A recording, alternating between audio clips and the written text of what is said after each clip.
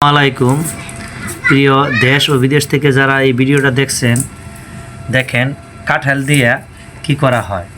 কে যেন বলছিল কাঁঠাল দিয়া এই রেসিপি করা হয়, বার্গার করা হয়, নানান কিছু করা হয়, হেসে উড়িয়ে দিয়েছিল।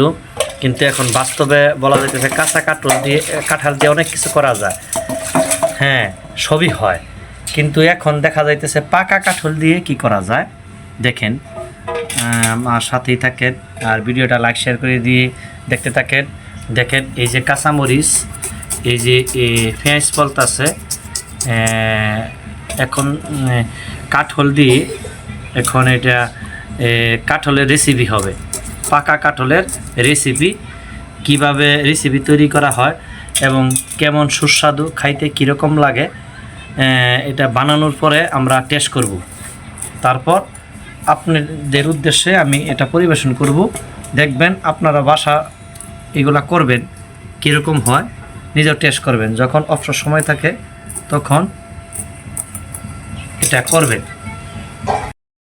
এভাবে খাইলে হজম হয় কাঁঠাল দ্রুত, গ্যাস হওয়ার সম্ভাবনা কম থাকে, অত্যন্ত টেস্ট সুস্বাদু হয় এবং পেটের ভিতরে বদ হজম হয় না।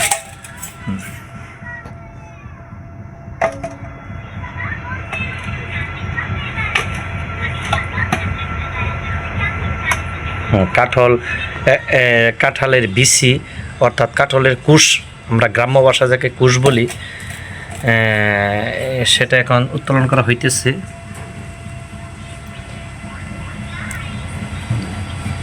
এই যে মরিচ, পেঁয়াজ, লবণ, এটি দিয়ে এই রেসিপিটা তৈরি করা হবে।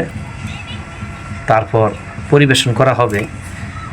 এটা কীরকম টেস্ট বাসায় করবেন, দেখবেন, এরপরে কমেন্ট বক্সে জানাবেন।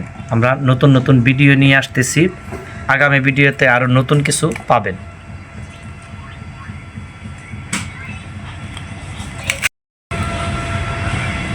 এখন মাখানো হচ্ছে এই পেঁয়াজ মরিচ দিয়ে পাকা কাঁঠাল মাখানো হচ্ছে। দেখেন কত কিছু হয়, আসলে অসম্ভবকে সম্ভব করা যায়। দেখেন আসলে পাকা কাঁঠাল দিয়ে যেটা হয়, এটা কীরকম টেস্ট, এটা না খাইলে বোঝা যাবে না। আমি একটা হাতে নিলাম, এখন টেস্ট করতেছি কীরকম হয়। ও সেই স্বাদ! ও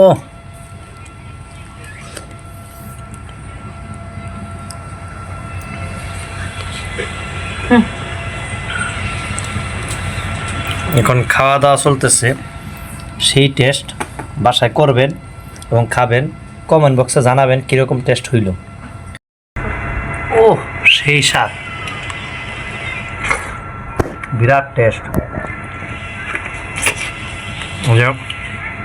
কাঁচা মরিচ, পেঁয়াজ, লবণ, এইগুলা পাকা কাঁঠাল মাখাইলে যে কীরকম টেস্ট হয় খাইলেই বুঝতে পারবেন। সকলকেই দাওয়াত দেওয়া হইল, যাদের বাসায় কাঁঠাল নাই তারা এসে পড়বেন। আমার নিজের গাছ আছে, আপনাদেরকে রেসিপি করে খাওয়ানো হবে।